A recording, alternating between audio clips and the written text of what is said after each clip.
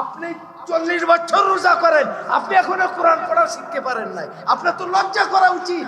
আমার জিন্দেগি 60 বছর বয়স, আমি দুনিয়ার মাস্টার, ডাক্তার, এত বড় বড় ডিগ্রি অর্জন করেছি, কিন্তু আল্লাহর মুসলমান, আমি আল্লাহর কোরআন পড়ার যোগ্যতাই এখনো অর্জন করতে পারিনি। বিশুদ্ধভাবে আমরা কোরআনই পড়তে পারি না।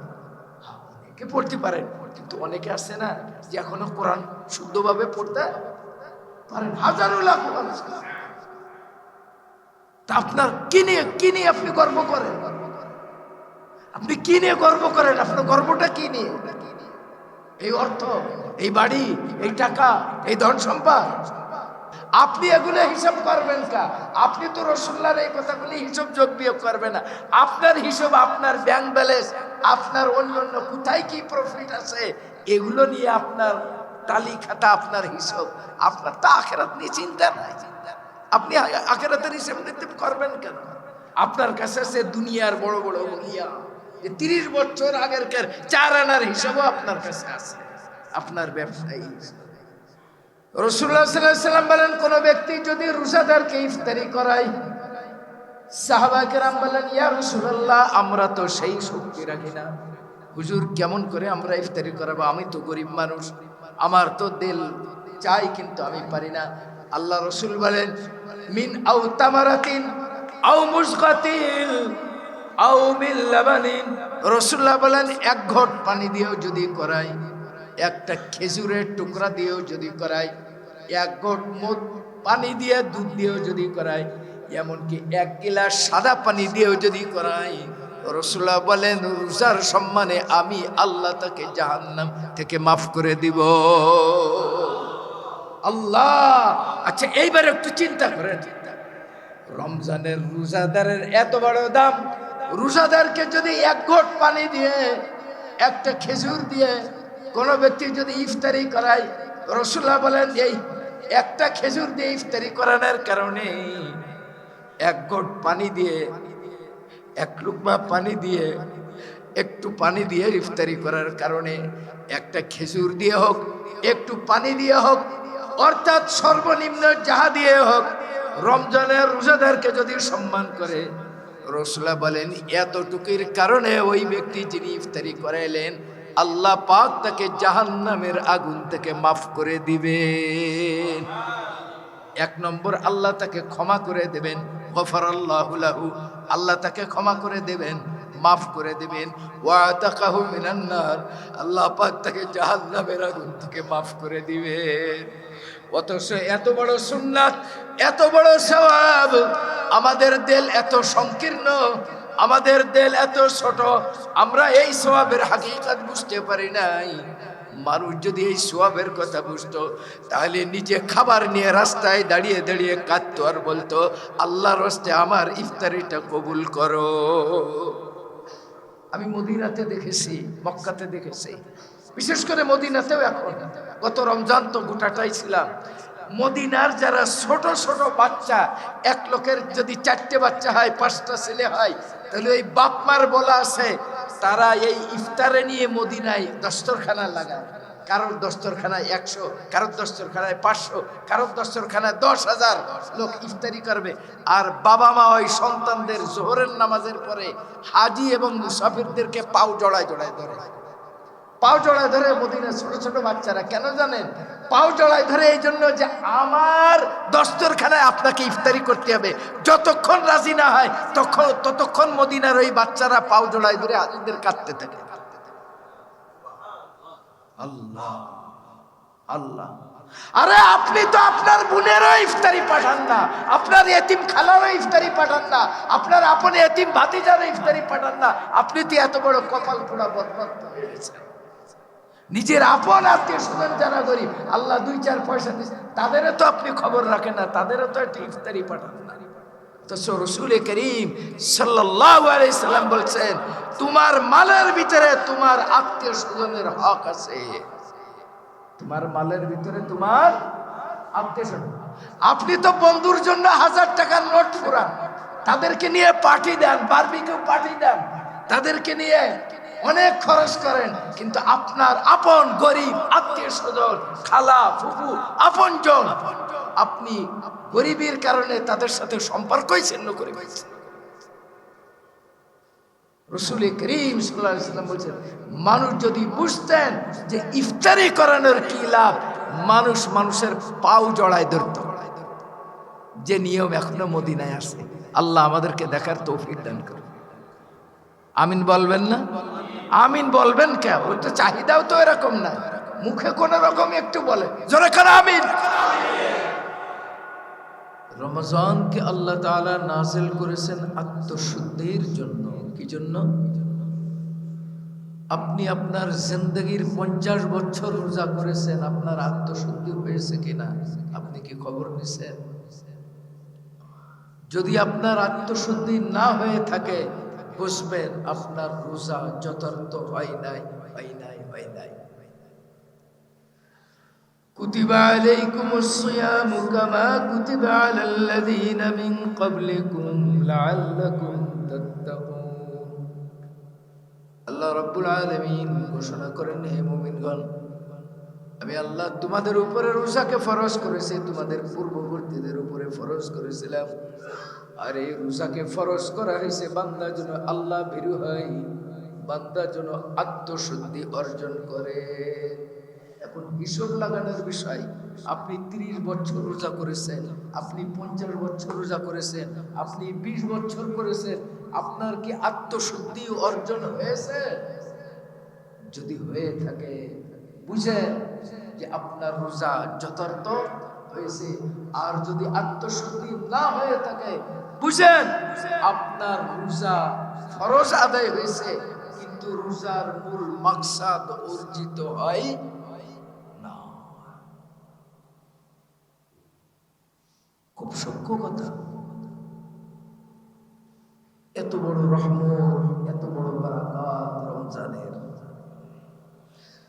من تقرب فيه بخصلة كان كمن أدى فيما سواه।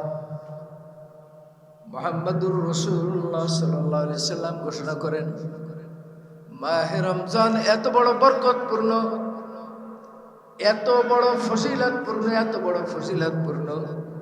হাদিসের ভিতরে আসছে, দুনিয়া শুরু হইতে কিয়ামত পর্যন্ত গোটা পৃথিবীর মানুষ যতই নফল আদায় করুক, পৃথিবীর শুরু হইতে কিয়ামত পর্যন্ত সমস্ত দুনিয়ার সমস্ত নফলের সওয়াব একটা ফরজের সমতুল্য হবে না। কিন্তু রাসূলুল্লাহ সাল্লাল্লাহু আলাইহি সাল্লাম বলেন, রমজান এত বড় বরকতপূর্ণ, রমজান আল্লাহ উম্মতে মুহাম্মাদীর জন্য এমন সওয়াব, এমন ব্যবস্থা রেখেছেন, মাহে রমজানে এই নবীর এক একটা নফল আল্লাহ পাক এক একটা ফরজের সমান সওয়াব দিবে। আল্লাহ আল্লাহ, কোনদিন কি হিসাব লাগাইছেন? না, না খেয়ে থাকছেন, কিছু কিছু সওয়াবের আশা করছেন, কিছুটা নামাজ পড়ছেন, কিন্তু এর রোজার হাকিকাত, রমজানের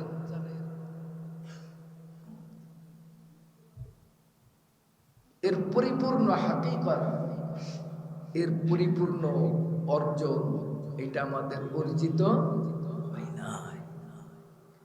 من تقرب فيه بخصلة كان كمن أدى فيما سواه। আমি আগেই বলেছি, সারা পৃথিবীর শুরু হইতে কিয়ামত পর্যন্ত সমগ্র দুনিয়ার মানুষ যত নফল আদায় করুক একটা ফরজের সমান হবে না। কিন্তু রমজান মাস আল্লাহ পাক এই নবীর উম্মতের জন্য ব্যতিক্রম করে দিয়েছেন। রাসূলুল্লাহ বলেন, মান তাকাররাবা ফীহি বিখাসলা কানা কামান আদ্দা ফীমা সাওয়া। এই মাসে আমার উম্মত যারা একটা নফল আদায় করবে, আল্লাহ পাক তাকে একটা অন্য মাসের ফরজের সমান সওয়াব দিবে। আল্লাহ। আচ্ছা জিজ্ঞাসা করি, ধনী হইলে হজ করা কি ফরজ? কয় টাকা লাগে হজ করতে? জীবন লাগে, 7-8 লাখ টাকা লাগে। বাঁচবে কি মরবে এর কোনো ঠিক নাই। হাজারো মানুষকে নিজের সামনে মারা যেতে দেখেছি। মানুষ বিদায় নিয়ে যায়, ফেরত আসবো কিনা, এত কষ্ট। একটা ফরজ আদায় করার জন্য বাংলাদেশ থেকে আরবে যাওয়া লাগে, 7-8 লাখ টাকা ব্যয় করা লাগে। জীবনকে বাজি রেখে মক্কা, মদিনা, মিনা, আরাফা, মুজদালিফা, কুরবানি, তুওয়াফে জিয়ারা, সাফা মারওয়া, পাহাড় সব কিছু সম্পূর্ণ করার পরে একটা ফরজ হয়, রাসূলুল্লাহ বলছেন রমজান মাসে একটা নফল আদায় করবা, অন্য মাসে একটা ফরজ আদায়ের সওয়াব পাবা। কাজী আয়াস রাহমাতুল্লাহ আলাইহি বলছেন, মনে করো যে একজন মানুষ জীবন সাধনা করে সারা জীবনে মাসকে মাস সফর করে একবার হজ করলো। এখন তো প্লেনে যাই আমরা, আগের যুগে তো 6 মাস মানুষ পায়ে হেঁটে যাইতেন, 6 মাস পায়ে হেঁটে যাইতেন, 6 মাস পায়ে হেঁটে আসতেন, রাস্তায় মারা যেত। কাজী ইয়াস বলেন এইরকম জীবনকে বাজি রেখে সারা জীবনে একবার ফরজ হজ আদায় করে যেই পরিমাণ সওয়াব হয়, মাহে রমজানে একবার সুবহানাল্লাহ বললে, একটা নফল আদায় করলে সেই পরিমাণ সওয়াব। আল্লাহ আল্লাহ আল্লাহ। কিন্তু আমরা কত গাফেল, কত কপাল পোড়া হতভাগা। এই সময়টাকে বরবাদ করে দিলাম। এই ফিকির নাই, এই চিন্তাই নাই। মনে করছে আমি রোজা আছি, এইটুকুই তার কাছে। ইফতারের সময় আসলে একটু দোয়া করবে বা তারাবি নামাজ পড়বে, নামাজ এইটুকুই। কিন্তু রমজানের এক একটা মুহূর্ত কি দামি আপনি চিন্তা করেন। আপনি যদি সারাদিন গাফেল না হয়ে 500 বার সুবহানাল্লাহ বলেন, 500 বার লা ইলাহা ইল্লাল্লাহ বলেন, 500 বার আল্লাহকে ডাকেন, 500 বার কি 1000 বার আপনি যত নফল ইবাদত করেন, এক একটা নফল ইবাদত অন্য মাসের এক একটা ফরজের সমান সওয়াব পাবেন। রমজান আল্লাহ দিয়েছেন আত্মশুদ্ধির জন্য। কি জন্য? আত্মশুদ্ধি। আত্মশুদ্ধি কাকে বলে? অন্তরে অহংকার থাকবে না, হিংসা থাকবে না, কিনা থাকবে না, রিয়া থাকবে না, গীবত থাকবে না। আত্মার কলবের যে ব্যাধি, এই ব্যাধির থেকে তার অন্তর কি হবে? পুত পবিত্র থাকবে। এক কথায় আত্মশুদ্ধি। অবৈধ লোভ থাকবে না, হিংসা থাকবে না। তো আপনি বিগত জীবনে আল্লাহ আত্মশুদ্ধির জন্য রমজান দিয়েছেন। আপনার বয়স 70 বছর, আপনি পিছনে 50 বছর রোজা করছেন, আপনার আত্মশুদ্ধি হয় নাই। আপনার বিবেকের কাছে জিজ্ঞাসা করেন, ফরজটা আদায় হয়েছে, কিন্তু রোজার লক্ষ্যকে আপনি অর্জিত করতে পারছেন কিনা? হ্যাঁ, আপনি অনেক দামি ডাক্তার দেখাইছেন, আপনার অসুখ হয়েছে, এফআরসি ডাক্তার দেখাইছেন, ওষুধ খাইছেন, সবকিছু করছেন, কিন্তু আপনার রোগের লক্ষণ এখনো। ওমান আদা ফরিদা কালা কামাল আদা 70 ফরিজাতান ফিমা সাওয়া। রাসূলুল্লাহ বলেন এই মাসে যদি কোনো মানুষ একটা ফরজ আদায় করে, অন্য মাসে আল্লাহ রাব্বুল আলামিন 70টা ফরজ আদায় করার সমান সওয়াব দেবে। কাজী ইয়াস বলেন আপনি ফজরের 2 রাকাত নামাজ পড়লেন, ফজরের ফরজ নামাজ পড়লেন, এই যে ফজরের ফরজ নামাজ পড়লেন 2 রাকাত, আল্লাহ তাবারক ওয়া তাআলা একজন মানুষ বাইতুল্লাহ গিয়ে কাবা ঘরে ফরজ নামাজ আদায় করলেন।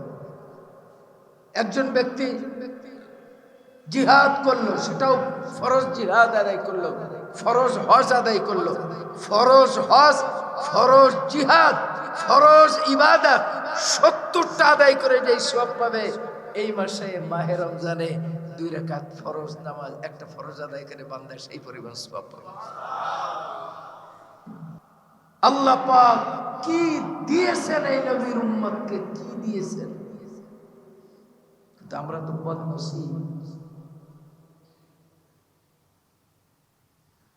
হ্যাঁ, মানুষ রোজা রাখে, আমরাও রোজা রাখছি, মানুষ ইফতারি করে, আমরাও ইফতারি করছি, মানুষ নামাজ পড়ে, আমরাও নামাজ পড়ছি, কিন্তু এর কি মহত্ব, এর কি গুরুত্ব, এর ভিতরে আল্লাহ রাব্বুল আলামিন কি ইলম ও হিকমত, আল্লাহ রাব্বুল আলামিন কি সওয়াব, কি নিয়ামত, কি অফুরন্ত নূরের ভান্ডার, কি অফুরন্ত সওয়াবের মহা খনি আল্লাহ দিয়েছেন, এর থেকে আমরা বেখবর।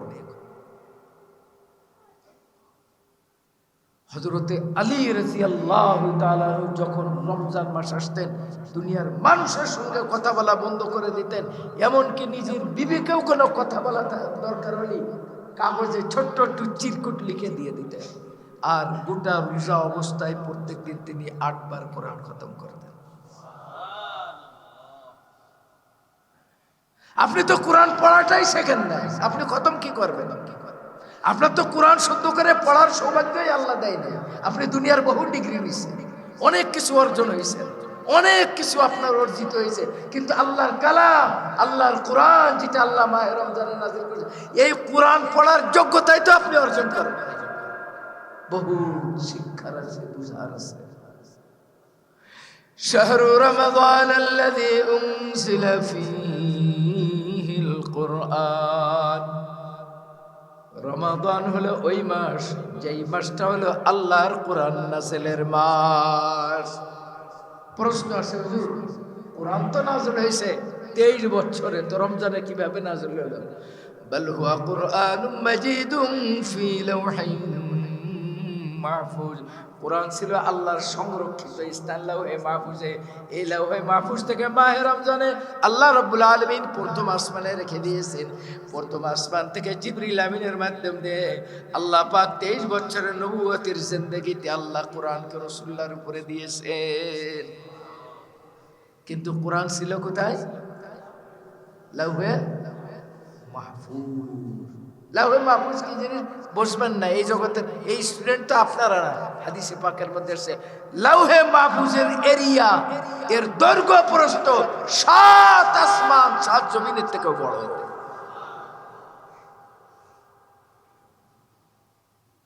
আল্লাহ পাকের সংরক্ষিত স্থান। বাল হুয়া কুরআনুম মাজিদ ফি লাওহিন মাহফুজ। লাওহে মাহফুজে আল্লাহ সংরক্ষিত রেখেছেন। মাহে রমজানে গোটা 30 পারা কোরআন আল্লাহ প্রথম আসমানে এনে রাসূলুল্লাহর জন্য রিজার্ভ করে রেখেছে।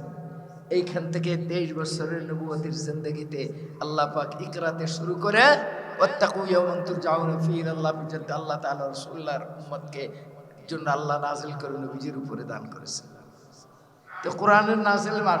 আপনি 40 বছর রোজা করেন, আপনি এখনো কোরআন পড়া শিখতে পারেন নাই। আপনার তো লজ্জা করা উচিত। আমার জিন্দেগি 60 বছর বয়স, আমি দুনিয়ার মাস্টার, ডাক্তার, এত বড় বড় ডিগ্রি অর্জন করেছি, কিন্তু আল্লাহর মুসলমান, আমি আল্লাহর কোরআন পড়ার যোগ্যতাই এখনো অর্জন করতে পারিনি। বিশুদ্ধভাবে আমরা কোরআনই পড়তে পারি। অনেকে পড়তে পারেন, কিন্তু অনেকে আছে না যে এখনো কোরআন শুদ্ধভাবে পড়তে পারেন। হাজারো লাখ মানুষ। তা আপনার কি নিয়ে আপনি গর্ব করেন? আপনি কি নিয়ে গর্ব করেন? আপনার গর্বটা কি নিয়ে? এই অর্থ, এই বাড়ি, এই টাকা, এই ধন সম্পদ? দ্য গ্রেট আলেকজান্ডার গোটা পৃথিবী 18 বছর বয়সে গোটা পৃথিবীর অর্ধেক তার হাতে মুঠোয় এনেছিলেন।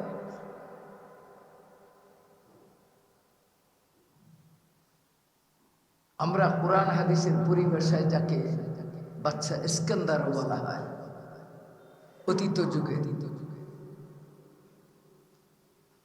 মৌত তো আসবে, আল্লাহ কার কখন নিয়ে নেয়। অসুখ হলো, মৃত্যুর হাদিসা নেই। সমস্ত সেনাপতিদেরকে ডাক দিলেন, সমস্ত ডাক্তারদেরকে ডাক দিলেন, সমস্ত জেনারেলদেরকে ডাক দিলেন। ডাক দিয়ে বলেন, ডাক্তার তোমাদের প্রতি আমার একটা আদেশ,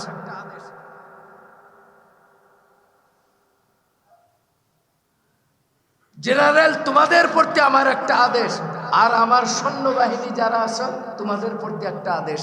তো ডাক্তাররা সবাই চিকিৎসা করলে বলে, আমি জানি তোমাদের চিকিৎসায় আমি বাঁচবো না, কিন্তু আমার তোমাদের প্রতি উপদেশ, ওসিয়াত, আমি মারা গেলে আমার লাশের খাটি আর কেউ বহন করবে না, তোমরা ডাক্তাররা বহন করবে। দ্য গ্রেট আলেকজান্ডারের বায়োগ্রাফি, লাইফ স্টোরি পড়ছেন? পড়ে দেখেন। তোমরা যারা ডাক্তার আছো, আমার লাশের কফিন বহন করবে কারা? ডাক্তাররা। আর আমার এই যে দিগ্বিজয়ী গোটা পৃথিবীর ধনরত্ন আমি অর্জন করেছি, আমাকে যেখানে সমাহিত করা হবে, আমার কফিন বহন করা হবে, আমার ঘর থেকে কবরস্থানের ওই কফিন মাটি দেওয়ার জায়গা পর্যন্ত মাটির উপরে স্বর্ণ চাঁদি সব বিছিয়ে দিবা, এর উপর দিয়ে হেঁটে আমার কফিন। 3 নম্বর, কফিনের ভিতর থেকে আমার 2 হাতখানা বের করে রাখবা। জিজ্ঞাসা করা হলো, আপনি এত বড় মহাজ্ঞানী আর এত সম্পদ আপনি অর্জন করেছেন, এগুলো সব মাটিতে পিছিয়ে দিতে হবে? আর আপনার কফিন বহন করার জন্য আপনার ব্রাদারি, আপনার আপন কত আত্মীয় স্বজন রয়েছে, তাদেরকে আপনি বঞ্চিত করে কফিন বহন করার জন্য সব ডাক্তারদেরকে লাগাই দিলেন। আর এত সুন্দর আপনার কফিনের বক্স থাকবে, তারপরেও আপনার হাতকে বের করে আপনি এই কফিন বহন করার জন্য আদেশ করলেন। বললে হ্যাঁ করেছি। কেন করেছি জানো? এই জন্য করেছি, আমি বুঝতে পেরেছি তোমরা ডাক্তার হলেও তোমরা আমাকে বাঁচাইতে পারবা না, তাই তোমরা আমার লাশ কফিন বহন করবা। আমি দুনিয়ার মানুষকে দেখাই যাইতে চাই যে দেখো ডাক্তাররা মানুষকে বাঁচাইতে পারে না, একমাত্র বাঁচানোর মালিককে আল্লাহ। এই জন্য ডাক্তাররা তোমরা আমার কফিন বাবা। দুনিয়ার মানুষ যেন দেখে, যদি ডাক্তাররা যদি বাঁচাইতে পারতো তাহলে আলেকজান্ডারকে বাঁচাইতে পারতো। এই জন্য ডাক্তাররাই কফিন বহন করতেছে। 2, স্বর্ণ চাঁদি হীরা রূপা পান্না কাঞ্চন সমস্ত অর্থ সম্পদ এগুলো রাস্তায় মাটিতে বিছিয়ে দিয়ে এর উপর দিয়ে কফিন নিয়ে যাবা। কেন এটা দিতে হবে? বলছে এইটার জন্য আমি লক্ষ লক্ষ মানুষকে খুন করেছি, কতল করেছি, মানুষকে মেরেছি, দেশকে জ্বালিয়ে পুড়িয়ে দিয়েছি এই সম্পদের জন্য। এই সম্পদের জন্য আজকে সেই সম্পদ আমার কোনো কাজে আসলো না। সুতরাং এই সম্পদের উপরে পাড়া দিয়ে হেঁটে গিয়ে আমাকে কমিয়ে দিল। 3 নম্বর, হাত কেন বের করে রাখবা? হাত এই জন্য বের করে রাখবা, গোটা পৃথিবীর দিগ্বিজয়ী অর্ধেক দুনিয়ার বাচ্চা আজকে দুনিয়ার মানুষ দেখুক আমি খালি হাতে এত খুন করেছি, এত দেশ দখল করেছি, আজকে আমি খালি হাতে কবরে যাচ্ছি, আমার মতো ভুল কেউ করো না। আমি সবচেয়ে বড় ভুল করছি। আজকে কাফন টুক আমার মালিকানা, আর আমার কাফনের কোনো পকেট নাই। কাফনের তো পকেট আছে, কি কর? হ্যাঁ, আপনার 2 ইঞ্চি একটা হাফ প্যান্ট পরলে ওর একটা পকেট থাকে, আপনার গোটা দেহের কাফনের কোনো পকেট আছে?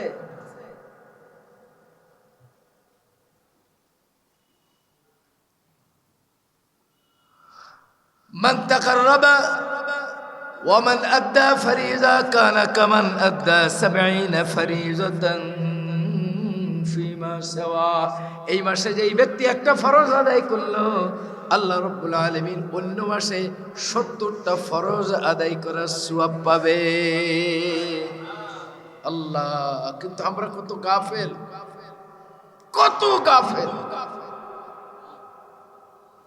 আমি একটা হিসাব করছি, একজন মানুষ যদি গোটা রমজান মাস সুন্দরভাবে শুধু 5 ওয়াক্ত নামাজ আদায় করে জামাতে, তারাবিও বাদ দিছি, ফরজ 5 ওয়াক্ত নামাজ আর বেতের দিয়ে 6 ওয়াক্ত নামাজ। এই ফরজ, এই বেতের ওয়াজিব মানে এটাও কিন্তু ফরজ। হানাফি মাযহাবের ভিতরে ওয়াজিব মানে ফরজের সমতুল্য, আর শাফি মালিকি হাম্বলি মাযহাবে এই ওয়াজিব মানেও ফরজ। হানাফি মাযহাবে ফরজের পরে আর একটা স্তর ওয়াজিব রাখা হয়েছে, আর অন্য 3 মাযহাবে ওয়াজিব মানে কি? ফরজ। তাহলে 5 ওয়াক্ত নামাজ আর বেতরের নামাজ 6 ওয়াক্ত, যদি 70 গুণন হয় তাহলে একজন মানুষ 5 ওয়াক্ত নামাজ 70 গুণন 6 দিলে কত হয়? হিসাব করছেন কত? 420। কত হয়? 420। 420 গুণন যদি 30 দেওয়া হয় 12,600 ওয়াক্ত, শুধুমাত্র ফরজ নামাজ আর বেতরের নামাজ সহ একজন মানুষ যদি 1 মাস যদি জামাতে নামাজ আদায় করে, তার আমল নামার ভিতরে ফরজ নামাজ হবে 12,600 ওয়াক্ত। সুবহানাল্লাহ। সারা বছর কয় ওয়াক্ত হয় জানেন নাকি? সারা বছর হয় 21,600 ওয়াক্ত, 21,060 ওয়াক্ত, 21,2160 ওয়াক্ত সারা বছর একজন মানুষ পড়ে। তাহলে একজন মানুষ মাহে রমজানে একটা মাসের বিনিময়ে পাবে 12,600 ওয়াক্ত, আর সারা বছর নামাজ হয় 2,160 ওয়াক্ত। অর্থাৎ মাহে রমজানের একটা মাসের ইবাদত অন্য জিন্দেগীর 6 বছরের ইবাদতের থেকেও বেশি সওয়াব। আল্লাহু আকবার। আমি হিসাব করে দেখেছি এখন 12,600-কে একজন মানুষ যদি 60 বছর হায়াত পায়, 10 বছর বয়স থেকে যদি রোজা করা শুরু করে, যদি 50 বছর রোজা রাখা সম্ভব হয়, তাহলে ওই মানুষটা 50 বছর যে শুধু রোজা করেছেন, শুধু মাহে রমজানের নামাজ দাঁড়াবে তার আমল নামায় 6,30,000 ওয়াক্ত। আর সারা জীবনে 50 ওয়াক্ত মাহে রমজান ছাড়া নামাজ হলো 1,08,000 ওয়াক্ত। আপনি এগুলো হিসাব করবেন কা? আপনি তো রাসূলুল্লাহর এই কথাগুলি হিসাব যোগ বিয়োগ করবেন না। আপনার হিসাব, আপনার ব্যাংক ব্যালেন্স, আপনার অন্যান্য কোথায় কি প্রফিট আছে, এগুলো নিয়ে আপনার তালি খাতা, আপনার হিসাব। আপনার তো আখিরাত নিয়ে চিন্তা নাই। আপনি আখিরাতের হিসাব নিতে করবেন কেন? আপনার কাছে আছে দুনিয়ার বড় বড় বলিয়া, 30 বছর আগেরকার 4 আনার হিসাবও আপনার কাছে আছে, আপনার ব্যবসায়ী। এইখান থেকে গবেষণা করলে দেখা যায় উম্মতে মুহাম্মাদি রাসূলুল্লাহ সাল্লাল্লাহু আলাইহি ওয়াসাল্লাম বলছেন 60 থেকে 70 বছর বাঁচবে। রাসূলুল্লাহ বলছেন এটাই হবে স্বাভাবিক হায়াত। আমার নবীজির 63 বছর হায়াত। কোনো ব্যক্তি যদি 50 বছর রমজানের এই ইবাদত করে, তাহলে আমি হিসাব করে দেখছি একজন উম্মতে মুহাম্মাদির 50 বছরের ইবাদত অন্যান্য নবীদের 350 বছর হায়াতের থেকেও বেশি সওয়াব। কয়শো বছর? 350 বছর আমি হিসাব করে দেখছি। দেখেন, একজন মানুষ চাকরি করবে অল্প দিন, 5 বছর চাকরি করে রিটায়ার্ড করবে, এলপিআর গ্যারান্টি সব পাবে। আর একজন মানুষ 60 বছর চাকরি করে পেনশন পাবে, গ্যারান্টি পাবে। কোন ব্যক্তি লাভবান? যে অল্প দিন করে তাড়াতাড়ি এলপিআর এ চলে যাবে, সেই লাভবান না? আল্লাহ রাব্বুল আলামিন মুহাম্মদুর রাসূলুল্লাহ সাল্লাল্লাহু আলাইহি ওয়াসাল্লামের উম্মতকে অল্প দিন কষ্ট দিয়ে আল্লাহ তাআলা বেশি সওয়াব দিয়ে জান্নাতে নিয়ে যাবে। আল্লাহ অল্প দিন, একবারই অল্প, একদম অল্প অল্প অল্প অল্প। কোন কোন নবীর উম্মত 250 বছর, 300 বছর, কওমে আদ, কওমে সামুদ অনেক বহুত হায়াত পেয়েছে। আল্লাহ এই নবীর উম্মতকে সব থেকে হায়াত কমাই দিয়েছেন, সওয়াবকে আল্লাহ সবচেয়ে বাড়াই দিয়েছেন। মাহে রমজান এমন বরকতপূর্ণ, মান ফাত্তারা সাইমান গফারাল্লাহু লাহু ওয়া আতাকাহু মিনান নার। রাসূলুল্লাহ বলেন রমজানের রোজা এত বড় দামি, আমার রোজাদারের সম্মান আমি আল্লাহর কাছে এত বড়। মাহে রমজানের রোজাদারের মুখের যে ইফতারির পূর্বে অনাহারে থাকার জন্য মুখের যে অবস্থায়, রাসূলুল্লাহ বলেন রোজাদারের অনাহারে থাকার কারণে মুখের ওই কষ্টটা, মুখের ওই গন্ধটা আমি আল্লাহর কাছে মিশকের থেকেও দামি। সুবহানাল্লাহ, সুবহান। রাসূলুল্লাহ সাল্লাল্লাহু আলাইহি ওয়াসাল্লাম বলেন মান ফাত্তারা সাইমান গফারাল্লাহু লাহু ওয়া আতাকাহু মিনান নার। আমার রোজাদারের মর্তবা এত বেশি, এত বেশি। কোন মানুষ যদি আমার রোজাদারকে, আল্লাহ বলেন আমার রোজাদার, সুবহানাল্লাহ, কথাটা কি খেয়াল করছেন? আল্লাহ রাসূল বলেন, আল্লাহ বলেন কোন ব্যক্তি যদি আমার রোজাদারকে, অর্থাৎ রোজা হলো আল্লাহর জন্য। রাসূলুল্লাহ হাদিসে কুদসির মধ্যে বলেন আস-সাওমু লি, রোজা হলো আমি আল্লাহর জন্য, আর রোজাদারের বদলা হলো স্বয়ং আমি আল্লাহ। আল্লাহ রোজাদারের প্রতিদান দেব আমি আল্লাহ, আমি আল্লাহ। রাসূলুল্লাহ বলেন, আল্লাহ রাব্বুল আলামিন বলেন আমার রোজাদারকে কোনো মানুষ যদি ইফতারি করায়, তাহলে আল্লাহ রাব্বুল আলামিন ইফতারি করার কারণে যিনি ইফতারি করাইলেন ওই ব্যক্তির আমলনামায় পূর্ণাঙ্গ রোজার সওয়াব পাবে।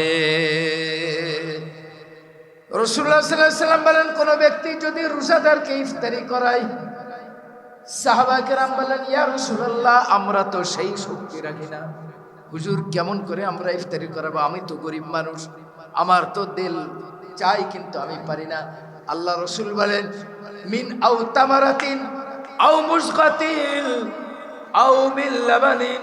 রাসূলুল্লাহ বলেন এক ঘট পানি দিয়েও যদি করাই, একটা খেজুরের টুকরা দিয়েও যদি করাই, এক ঘট পানি দিয়ে দুধ দিয়েও যদি করাই, এমনকি 1 গিলাস সাদা পানি দিয়েও যদি করাই, রাসূলুল্লাহ বলেন রোজার সম্মানে আমি আল্লাহ তাকে জাহান্নাম থেকে মাফ করে দিব।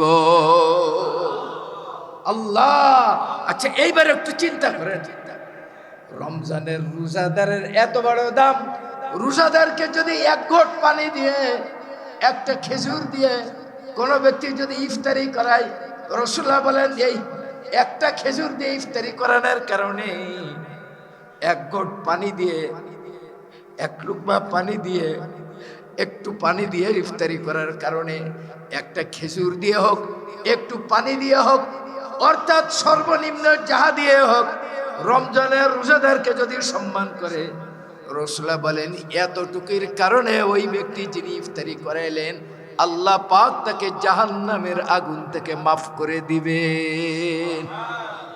এক নম্বর, আল্লাহ তাকে ক্ষমা করে দেবেন, গফারাল্লাহু লাহু, আল্লাহ তাকে ক্ষমা করে দেবেন, মাফ করে দেবেন। ওয়া আতাকাহু মিনান নার, আল্লাহ পাক তাকে জাহান্নামের আগুন থেকে মাফ করে দিবেন। অথচ এত বড় সুন্নাত, এত বড় সওয়াব, আমাদের দিল এত সংকীর্ণ, আমাদের দিল এত ছোট, আমরা এই সওয়াবের হাকিকত বুঝতে পারি নাই। মানুষ যদি এই সওয়াবের কথা বুঝতো তাহলে নিজে খাবার নিয়ে রাস্তায় দাঁড়িয়ে দাঁড়িয়ে কাঁদতো আর বলতো আল্লাহর রাস্তে আমার ইফতারিটা কবুল করো। আমি মদিনাতে দেখেছি, মক্কাতে দেখেছি, বিশেষ করে মদিনাতেও। এখন গত রমজান তো গোটাটাই ছিলাম। মদিনার যারা ছোট ছোট বাচ্চা, এক লোকের যদি 4টে বাচ্চা হয়, 5টা ছেলে হয়, তাহলে ওই বাপ মার বলা আছে তারা এই ইফতারে নিয়ে মদিনায় দস্তরখানা লাগায়। কারোর দস্তরখানায় 100, কারোর দস্তরখানায় 500, কারোর দস্তরখানায় 10,000 লোক ইফতারি করবে। আর বাবা মা ওই সন্তানদের জোহরের নামাজের পরে হাজি এবং মুসাফিরদেরকে পাও জড়ায় জড়ায় ধরে, পাও জড়ায় ধরে। মদিনার ছোট ছোট বাচ্চারা কেন জানেন? পাও জড়ায় ধরে এই জন্য যে আমার দস্তরখানায় আপনাকে ইফতারি করতে হবে। যতক্ষণ রাজি না হয় ততক্ষণ মদিনার ওই বাচ্চারা পাও জড়ায় ধরে হাজিদের কাঁদতে থাকে। আল্লাহ আল্লাহ, আরে আপনি তো আপনার বোনেরও ইফতারি পাঠান না, আপনার এতিম খালারও ইফতারি পাঠান না, আপনার আপন এতিম ভাতিজারও ইফতারি পাঠান না। আপনি তো এত বড় কপাল পোড়া বদমাশ হয়ে গেছেন। নিজের আপন আত্মীয় স্বজন যারা গরিব, আল্লাহ 2-4 পয়সা দিচ্ছে, তাদেরও তো আপনি খবর রাখেন না, তাদেরও তো একটা ইফতারি পাঠান না। তো রাসূল করিম সাল্লাল্লাহু আলাইহি সাল্লাম বলছেন তোমার মালের ভিতরে তোমার আত্মীয় স্বজনের হক আছে। তোমার মালের ভিতরে তোমার আত্মীয় স্বজন। আপনি তো বন্ধুর জন্য 1000 টাকার নোট ফুরান, তাদেরকে নিয়ে পার্টি দেন, বারবিকিউ পার্টি দেন, তাদেরকে নিয়ে অনেক খরচ করেন, কিন্তু আপনার আপন গরিব আত্মীয় স্বজন, খালা ফুফু, আপনজন, আপনি গরিবের কারণে তাদের সাথে সম্পর্কই ছিন্ন করে ফেলছেন। রাসূল করিম সাল্লাল্লাহু আলাইহি ওয়াসাল্লাম বলেছেন মানুষ যদি বুঝতেন যে ইফতারি করানোর কি লাভ, মানুষ মানুষের পাও জড়ায় ধরত। যে নিয়ম এখনো মদিনায় আছে। আল্লাহ আমাদেরকে দেখার তৌফিক দান করুন। আমিন বলবেন না? আমিন বলবেন কে? ওই তো চাহিদাও তো এরকম না, মুখে কোন রকম একটু বলে, জোরে করে আমিন। ওই চিন্তা চেতনা, ওই জগতের মানুষ তো আমরা না। আমাদের দেহ সুস্থ, আমাদের আত্মা হৃদয় রোগাক্রান্ত, আমাদের ভিতরে ইমানের ক্যান্সার দানা বেঁধে আছে, আমলের ক্যান্সার আমাদেরকে নিঃশেষ করে দিছে। আমাদের হৃদয়ে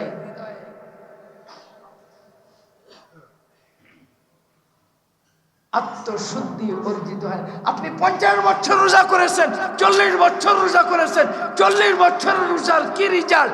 আল্লাহ রোজাকে দিয়েছেন আত্মশুদ্ধির জন্য। আপনার কি আত্মশুদ্ধি অর্জন হয়েছে? যদি হয়ে থাকে হ্যাঁ আলহামদুলিল্লাহ, আর যদি না হয়ে থাকে শরীয়তের একজন ইসলামী আইনের ছাত্র হিসেবে বলবো ফরজ আদায় হয়েছে, কিন্তু রমজানের লক্ষ্য অর্জিত হয় না। আল্লাহ সবাইকে করার তৌফিক দান, আল্লাহ তৌফিক দান করুন। আল্লাহ, আপনি কোরআন পড়েন না, কোরআন পড়ার সময় তো আপনার নাই।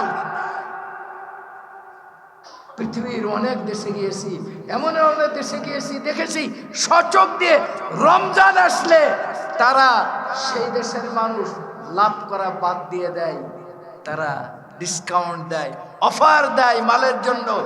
জিজ্ঞাসা করি কেন দিয়েছো? বলে দিব না, 11 মাসটা কামাই করছি দুনিয়া, আর এই 1 মাস মানুষকে সেবা করে জান্নাত কামাই করব। আর আমরা মুসলিম সংখ্যাগরিষ্ঠ দেশ, যত পচা বাসি এমনকি পোকাওয়ালা সুলা পোকাওয়ালা খেজুর আছে এই রমজান মাসে চড়া দামে এই দেশের ব্যবসায়ীরা রোজাদারের কাছে বিক্রি করেছে।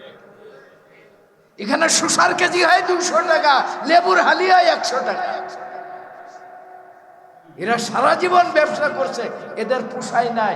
এদের রমজানে রোজাদারের কলিজা চিরা, কলিজা ফোটা রক্ত এইটা খাইলে তো এদের পোষাবে। সারা বছর যে মেঘনা গ্রুপের কথা এবার পত্রিকায় দেখছিলাম, কত হাজার টন সুলা এটা জাহাজের ভিতরে পড়েছিল 11 মাস। বলছে জাহাজের মধ্যেই রেখে দাও। কেন? পোকা ধরে গেছে। মালিক বলছে রেখে দাও, রমজান আসতেছে না, রমজানে সব চলে যাবে।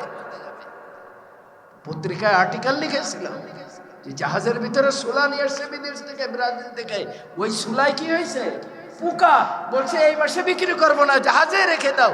ওই জাহাজও সাগরের মধ্যেই থাক, ভাড়াও দেওয়া হবে, আর সমস্ত খরচ ওই রমজান আসলে উঠে যাবে। এই চিন্তা চেতনা থেকে আমরা এখনো বের হইতে পারিনি। আফ্রিকা মহাদেশের একটা গরিব দেশ, আমাদের থেকে অনেক গরিব, যেখানে ইন্টারনেটের সুবিধাও ঠিক মতো নাই। দেশটার নাম চাঁদ, নাম শুনছেন? ছোট্ট একটা দেশ, খুবই গরিব। আমি নিজে দেখেছি রমজান মাসে ওরা কোনো লাভ করে না। জিজ্ঞাসা করছে বাবা তোমরা কেন লাভ করো না কেন? বলছে আমরা তো 11 মাস আল্লাহ দিছেন, এই 1 মাস আমরা লাভ করবো দুনিয়া না, রোজাদারকে দিয়ে তাদেরকে অফার দিয়ে আমরা জান্নাত কামাই করবো। তারা কত গরিব একটা দেশ, যারা গোশত কিনে খেতে পায় না। 3 মাস 4 মাসের চাঁদের লোকেরা দেখেছি তারা গোশত কিনে খাইতে পারে না, এত গরিব। অথচ রমজান মাস আসলে তারা কোনো লাভ করে না। আর আপনি মুসলিম বলে নিজেকে খুব নাম ফুটান, আমি মুসলিম, আমি বাংলাদেশের 2য় সংখ্যাগরিষ্ঠ দেশ। আর আপনি এখানে যত মুমিন রোজাদারদের আপনার ব্যবসা থেকে আপনি এমন ভাবে কামাই করেন, 11 মাস যা না কামাই করছেন রমজান মাসে তাই কামাই করেন। আপনি কি নিজেকে চিন্তা করেন, আপনি কি আসলে মুসলমান? এই কি সে জাতি হয়, এই কি সে মুসলমান? যেই মুসলমানের কথা আল্লাহ কোরআনে বলছেন, আমরা কি সেই মুসলমান? আল্লাহ পাক এদেশের ব্যবসায়ীদেরকে আল্লাহ বুঝার তৌফিক দান করুন। যদি ব্যবসায়ীরা এটা চিন্তা করত তাহলে লেবুর হালি 100 টাকা হইতো না। ক্ষীরা শসা, রমজানের রোজাদার সারাদিন রোজা রেখে একটু মুড়ির সঙ্গে 1 টুকরা ইফতারি খাবে। গরিবরা তো কিনতে পারে না, বড় লোকেরাই বেশি কেনে। যারা গরিব করে ও 200 টাকা কামাই করে সারাদিন, ও 200 টাকা দিয়ে কি কেনবে? তাহলে আর আপনারা এই সিন্ডিকেট করে রমজানের দ্রব্যমূল্য বাড়াইতেন না। আপনার আত্মশুদ্ধি হয় নাই। 50 বছর রোজা করেছেন, আল্লাহ রোজাকে দিয়েছেন আত্মশুদ্ধি করার জন্য। কুতিবা আলাইকুমুস সিয়ামু কামা কুতিবা আলাল লাযিনা মিন ক্বাবলিকুম লাআল্লাকুম তাত্তাকুন। আল্লাহ পাক রোজা ফরজ করেছেন আত্মশুদ্ধির জন্য। 50 বছর আপনি রোজা রেখেছেন, আপনি আপনার বিবেকের কাছে জিজ্ঞাসা করেন আপনার আত্মশুদ্ধি হয়েছে কিনা। যদি হয়ে থাকে আলহামদুলিল্লাহ, আর যদি না হয়ে থাকে অনেক বড় ভয়ের কারণ, বহুত বড়। আল্লাহ বলবেন বান্দা 50টা রোজা তোকে দিয়েছিলাম, 50 বছরে তুই এখনো আত্মশুদ্ধি অর্জন করে।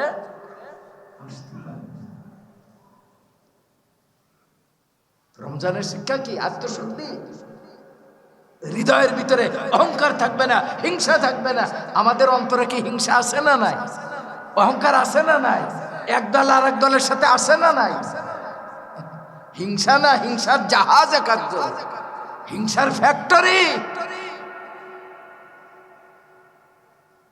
ও যদি ভালো কথাও বলে তাও হিংসা করা লাগবে, কারণ দল যে আমরা আলাদা আলাদা করি, তাকে পায়ের নিচেই রাখতেই হবে। কে সঠিক কে বেঠিক এইটা দেখবে না। আমাদের আত্মা নষ্ট হয়ে গেছে, সত্য কথা গ্রহণ করার যোগ্যতা আমাদের হৃদয় হারিয়ে ফেলছে।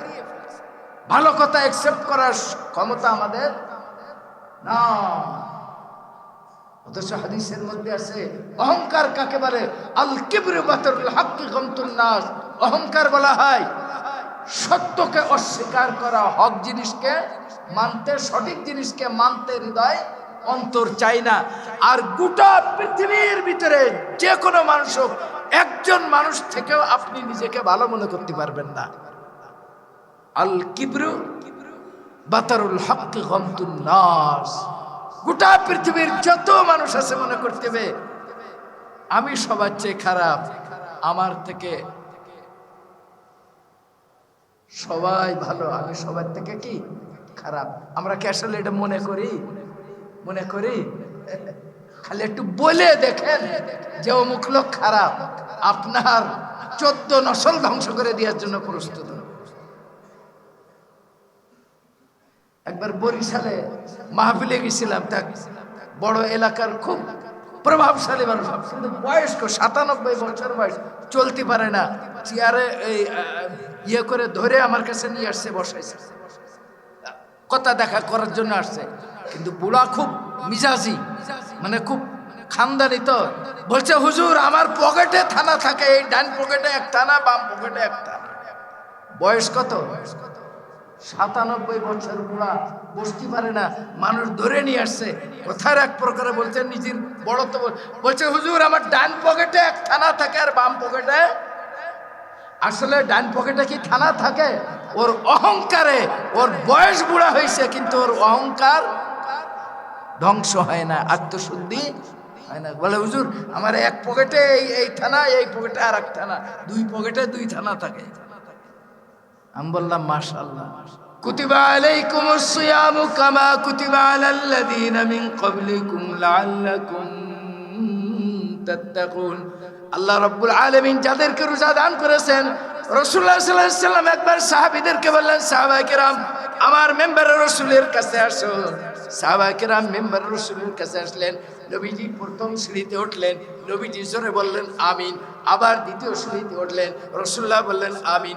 আবার তৃতীয় সিঁড়িতে উঠলেন, নবীজি বললেন আমিন। নবীজি যখন নামলেন, সাহাবায়ে কেরাম বললেন, হুজুর আপনি তো এমন কখনো করেন নাই, আজকে 3 সিঁড়িতে উঠলেন 3 বার আমিন বললেন কেন? নবীজি বললেন, শোনো আমার সঙ্গে হযরত জিবরিল আমিন ছিল।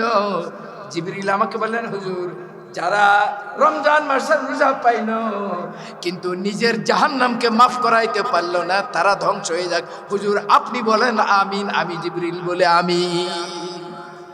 আল্লাহ, যে ব্যক্তি রমজান পাইল কিন্তু মাহে রমজানে মাফ করাইতে পারল না। দেখেন একটা মাসআলা বলে দিই, হাদিসের মধ্যে আসছে একজনের আমল যদি কমও থাকে, দুর্বলও থাকে, কিন্তু আল্লাহর কাছে খালি বলবে আল্লাহ তুমি মাফ করে দাও, হাদিসের মধ্যে আসছে আল্লাহ সব মাফ করে দেবে, তাকে মাফ করে দেবে। ভয় পেয়েন না ভাই, সব কিন্তু ভয় পাওয়ার জন্য না, কিছু কিছু ভয় পাওয়ার জন্য, আর কিছু কিছু আল্লাহর পক্ষ থেকে সান্ত্বনা। সুবহানাল্লাহ।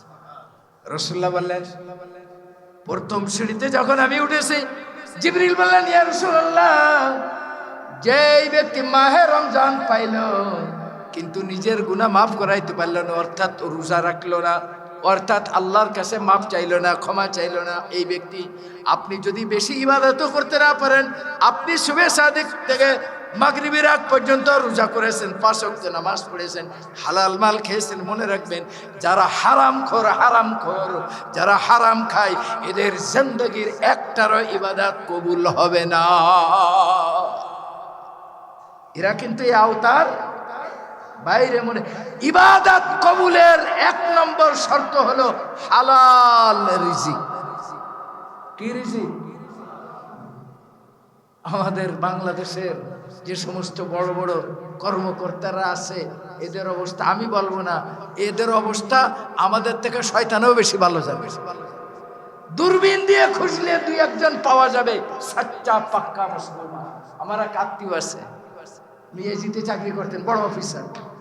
ওনার বাসায় অনেকবার গেছি, দেখি বাড়ির থেকে ওনার কচু শাক, লাউয়ের তরকারি, এগুলো এমনকি মরিচ, শুকনা মরিচ গুঁড়া করে এগুলো নিয়ে আসতেন। তা আমি বললাম যে আপনি এতভাবে এই করে চলেন?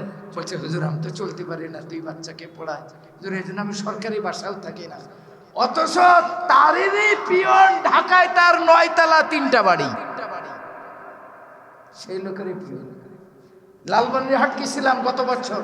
লালমনিরহাটের এডিসি এই সিরাজগঞ্জের সন্তান, আল্লাহওয়ালা মানুষ, এখন সচিবালয়তে আসছেন, ও অর্থ মন্ত্রণালয়তে। ওর বাসায় গিয়ে আমি দেখলাম খাটে ওর বিবি বাল বাচ্চাদের নিচে ফ্লোরিং করে ও শোয়। আব্দুল কাদের তারা সেবা পঞ্চগড়ের এডিসি ছিল, লালমনিরহাটে এডিসি ছিল। আমার বললে, হুজুর আপনি আসবেন? আমি গেলাম দেখা করতে, গিয়ে দেখি আব্দুল কাদের মাটিতে ফ্লোরিং করে শুয়েছে। যে তুমি এখানে ফ্লোরিং করে শো কেন? বলছে, হুজুর এই জন্য শুই, আমার নামাজ পড়তে সুবিধা হয়, যখনই মনে চায় রাত্রে উঠে আমি সাথে সাথে এখানে যাই নামাজ পড়ে নামাজে দাঁড়াই। সরকারি বাসায় থাকে না, থাকতে পারে না। বলছে, হুজুর আমার সংসার তো, বাড়ির থেকে আমার আব্বা আমার জন্য সরিষার তেল পর্যন্ত ভাঙ্গায় নিয়ে আসে। অথচ তাদেরই এক একজন পিয়নের অবস্থা দেখলে বহু কিছু। সবাই খারাপ তা না, ভালো তো আছে, আছে না? আছে, যারা আছে ভালো, এরা একবারই হীরার টুকরা। এর দাম আমি খলিলুর রহমানের মতো মৌলবীর চেয়ে কোটি কোটি গুণ বেশি। কারণ তার সামনে হাজারো অফার, কোন অফারকে সে কবুল করে নাই, সে আল্লাহর জান্নাতের ইমানের অফারকে কবুল করছে। তার ইমান বহুত মজবুত। শাহরু রমাজান আল্লাযী উনজিলা ফীহিল কুরআন, মাহে রমজান হলো কোরআনের মাস। আল্লাহ রাব্বুল আলামিন কোরআনকে যারা সম্মান করবে, আল্লাহ তাদেরকে কেমন সম্মানিত করবেন। মাহে রমজান শুরু হচ্ছে, কোরআন পড়া শুরু করবেন। কোরআন যদি পড়তে না পারেন, সূরা ফাতিহা পারেন, কুল আউযু বিল ফালাক, কুল আউযু বিরাব্বিন নাস, যতটুকু জানেন ইফতারির পূর্বে এই কালামগুলো একটু পড়তে থাকবেন। তাও যদি না পারেন, তাকিয়ে তাকিয়ে দেখবেন, হাত বুলাবেন আর বলবেন, আল্লাহ তোমার কালাম পড়তে পারি না, পড়ার সওয়াব দান করো। রাসূলুল্লাহ সাল্লাল্লাহু আলাইহি ওয়াসাল্লাম বলছেন, 4টা কাজ তোমরা বেশি করে করবা রমজান মাসে, খুব ভালো করে মনে রাখবেন। 1 নম্বর হলো লা ইলাহা ইল্লাল্লাহ, লা ইলাহা ইল্লাল্লাহ, লা ইলাহা ইল্লাল্লাহ তোমরা বেশি বেশি করে পাঠ করো। 2 নম্বর হলো ইস্তিগফার, আস্তাগফিরুল্লাহ আস্তাগফিরুল্লাহ আস্তাগফিরুল্লাহ, যত প্রকারের ইস্তিগফার আছে এই ইস্তিগফার তোমরা বেশি বেশি করে পাঠ করো। এই 2টা দ্বারা তোমাদের রব তোমাদের পরে খুশি হয়ে যাবে। আর 3 নম্বর হলো তোমরা আল্লাহর জাহান্নাম থেকে মাপ চাবা আর আল্লাহর জান্নাত বেশি বেশি কামনা করবা। রমজানে 4 আমল করবা। করবো তো ইনশাল্লাহ? করবো তো ইনশাল্লাহ? করবেন। মুসা আলাইহিস সালাম 70,000 নবীদের নেবে, আল্লাহকে বললেন, আল্লাহ আমারে একটা স্পেশাল দোয়া শিখাই দেন। কি দোয়া? নবী বলতেছেন আল্লাহকে স্পেশাল দোয়া শিখাই দেন। আল্লাহ যেই দোয়া পড়ে আমি তোমার কাছে দোয়া করবো। আল্লাহ হাদিসের মধ্যে এসে আল্লাহ বললেন, তুমি লা ইলাহা ইল্লাল্লাহ বলে আমাকে ডাকবে। মুসা আলাইহিস সালাম বললেন, আল্লাহ এটা তো আমি জানি। আল্লাহ বললেন যে তুমি যে এটা বলবে এটা আমি জানি।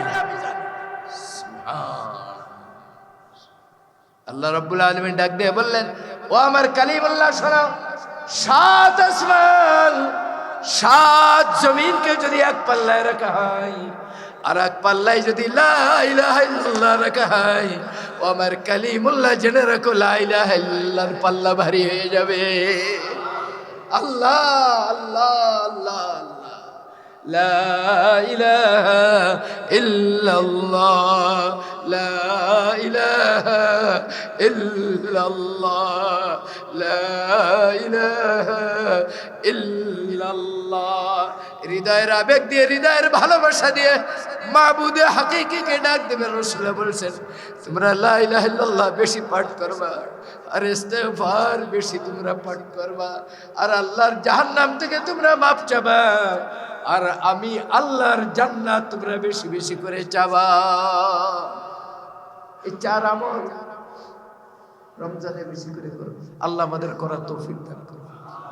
কোরআন পড়ো, কোরআন পাঠ করো। রাসূল কোরআন পাঠ করার জন্য বলছেন, হাদিসের মধ্যে আসছে মাহে রমজানের প্রত্যেক রাত্রে, মাহে রমজানের প্রত্যেক রাত্রে জিবরিল আমিন রাসূলুল্লাহর কাছে আসতেন। দ্বিতীয় হিজরিতে মাহে রমজান নাযিল হয়েছে, প্রত্যেক রাত্রে জিবরিল আমিন আসতেন। জিবরিল রাসূলুল্লাহকে কোরআন শোনাইতেন আর রাসূলুল্লাহ জিবরিলকে কোরআন শোনাইতো। আল্লাহ আল্লাহ আল্লাহ।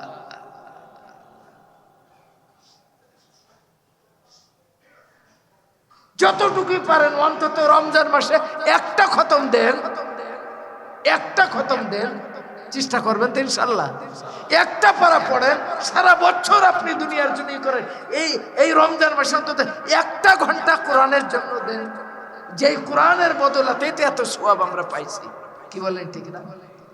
খতিবে বাগদাদি রহমতুল্লাহ আলাইহি তারিখে বাগদাদের মধ্যে লিখছেন, হে মানুষ, কোরআন কি জিনিস জানো? কোরআন হলো জওহার, কোরআন হলো পরশ পাথর, এর সংস্পর্শে যে আসে ও সোনা হয়ে যায়। কোরআন কি? পরশ পাথর। ইসলাম সে তো পরশ পাথর, ইসলাম সে তো পরশ পাথর, তাকে যে পেছে খুঁজি, পরশে তাহার সোনা হলো যারা, তাদেরই মোরা বুঝি। বাগদাদ শহরের সব থেকে বড় খারাপ মানুষ, 11টা শহরে মদের কারবার ছিল, মদের ফ্যাক্টরি ছিল, নাম হলো বিশরে হাফি রহমতুল্লাহি আলাইহি। নিজে তো মদ খাইতেনি, 11টা শহরের মানুষকে ধ্বংস করছেন। মাদক, ড্রাগ এমনই একটা অভিশপ্ত জিনিস, এক ফ্যামিলিতে যদি একজন অ্যাট্রাক্টেড হয়, গোটা ফ্যামিলি ধ্বংস।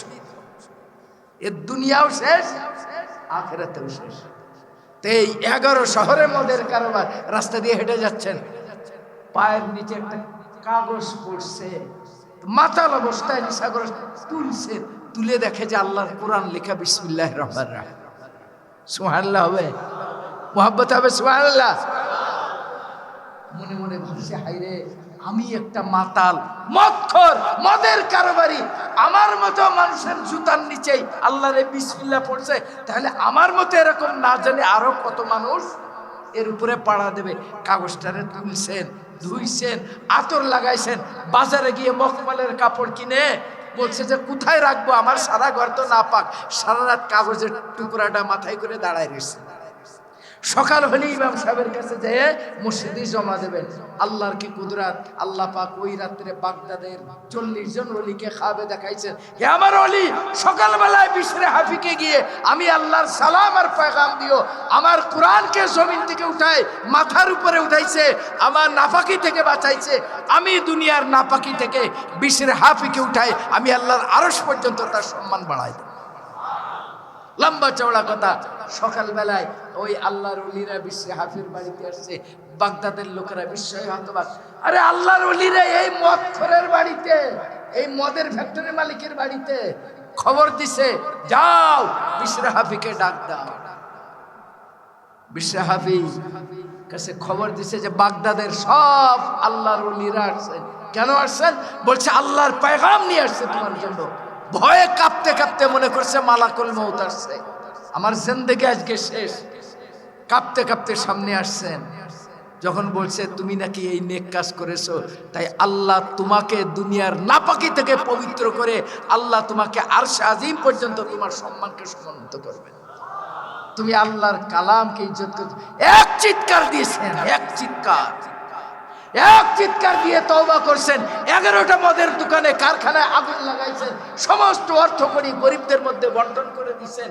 গিয়ে ভিখারি হয়ে আলী বিন খুসরুম রহমতুল্লাহ আলাইহির কাছে গিয়ে তওবা করছেন।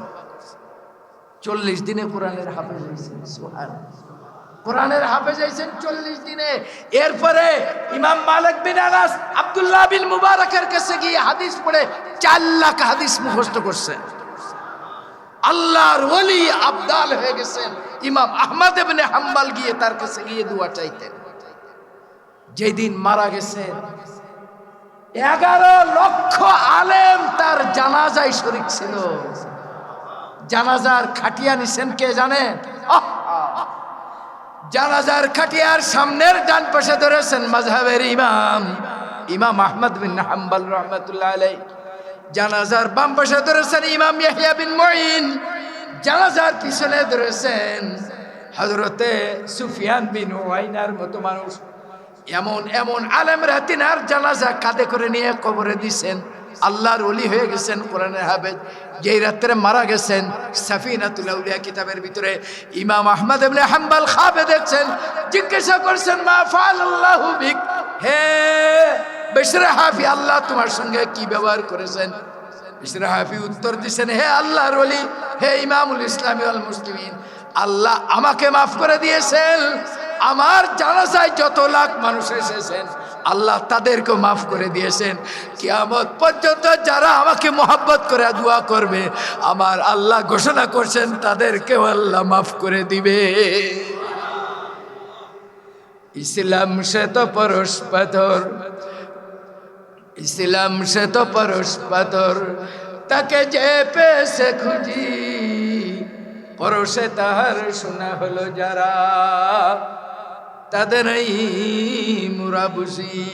শাহরু রমজান আল্লাযী উনজিলা ফীহিল কুরআন, একটু কোরআনকে মহব্বত করেছিল, সম্মান করেছিল, এই জন্য আল্লাহ পাক তাকে কত উচ্চ স্তরে নিয়ে গেছেন।